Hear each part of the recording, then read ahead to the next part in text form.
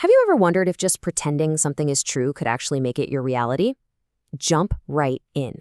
Today, we're unpacking a really fascinating and honestly kind of mind-bending concept from the teachings of Guide Shui Feng of Life Chan Yuan.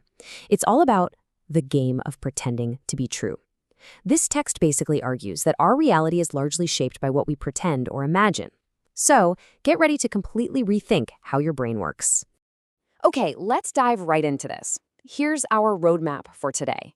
First, we'll look at the mechanics of the subconscious mind. Then, we'll talk about the pitfalls of negative pretending. After that, we'll get into 8 actionable pretending games. And finally, we'll wrap up with how to create beautiful truths. All right, let's kick things off with Section 1, the subconscious mind and holographic thinking. So the really interesting thing here, and this is the core thesis of the text, is how the non-material world processes our thoughts. It just recognizes information. It literally doesn't distinguish between what's true and what's false. Think of your subconscious mind like a super efficient computer. It just runs the code you give it. It doesn't judge whether that code is fact or fiction. And because your subconscious literally can't tell reality from fantasy, playing this game of pretending becomes incredibly powerful. To beautifully illustrate this, the text points out that the universe delivers exactly what you ask for, zero judgment attached. It opens with these 2 incredibly vivid stories. One is about a man who begs Buddha to let him eat from 100 families. Well, he got his wish. He became a beggar. Then there's a sick woman who just prayed to have others wait on her. Result, she ended up bedridden, with her relatives literally waiting on her day and night. It's a pretty stark reminder, right? You get exactly what you ask for, but if the context is passive or negative, the result is usually suffering. Which naturally brings us to Section 2, the danger of negative pretending. Since our minds are so incredibly literal, the source throws out a massive warning here. Playing negative games has severe real-world consequences. Let's look at 3 specific traps mentioned in the text. Number 1, say you're totally healthy, but people keep telling you that you look sick. If you just accept that and pretend it's true, you're going to actually fall ill. Number 2, constantly worrying that your perfectly healthy kidneys are failing. The text argues that doing this will literally cause them to fail. And the third one, you're tired of working, so you secretly wish you could just lie in bed for a few days. Well, the text says you might just get a stomachache or even break your back, just so you get to stay in bed. These passive, pessimistic games directly lead to real sickness or injury. And this brilliantly illustrates the 2 totally different paths your mind can take. If you passively fall into that negative pretending on the left, you're going to suffer for it. But what if we actively flip the script? What if we use that exact same mental mechanism to embrace the positive, active pretending on the right? This is exactly where the sunny, optimistic applications of this philosophy come into play. Are you ready for this? Let's jump into Section 3, 8 positive pretending games. We're getting right into the core practical application here. Guide Shui Feng introduces 8 active, positive games you can play to alter your reality. Let's group the first 2 together. These are the physiological games. First, if you're feeling under the weather, pretend you are entirely healthy. Tell yourself you aren't sick at all, and the text claims your body will actually recover. Second, if you're eating a really bland, tasteless meal, pretend it's an incredibly nutritious, delicious delicacy. By changing your expectations and showing gratitude, you can physically alter your sensory experience and literally taste a feast.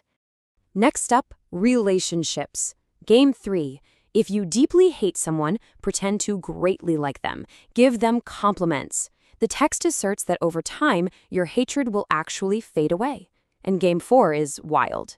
If someone is completely indifferent to you, just pretend in your head that they actually care for you and love you the most. According to the text, the positive energy you project will eventually cause those exact relationship dynamics to manifest in real life.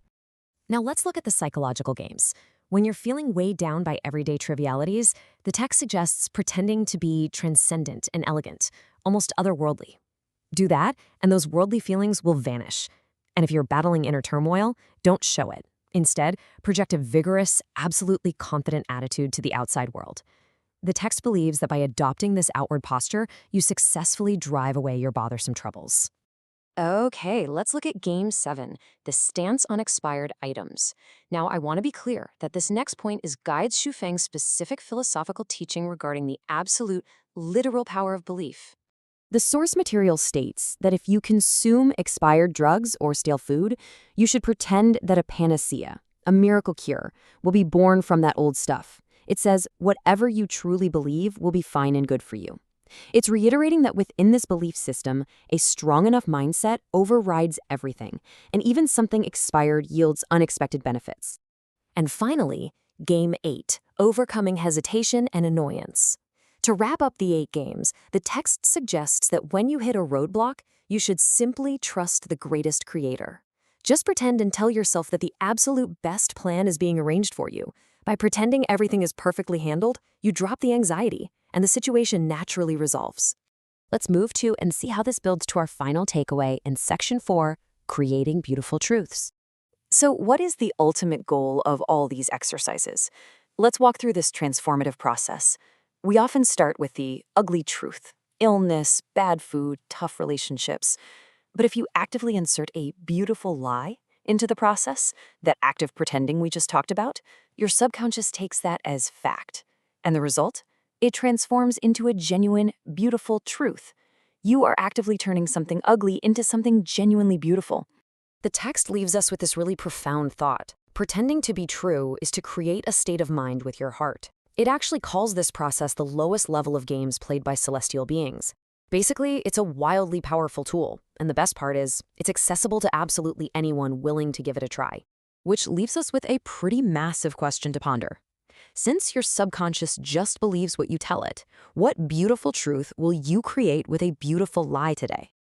Think about one ugly truth in your life right now, and see what happens if you apply Guy-Shu Thang's holographic thinking to it. Thanks so much for joining us for this explainer. We'll see you next time.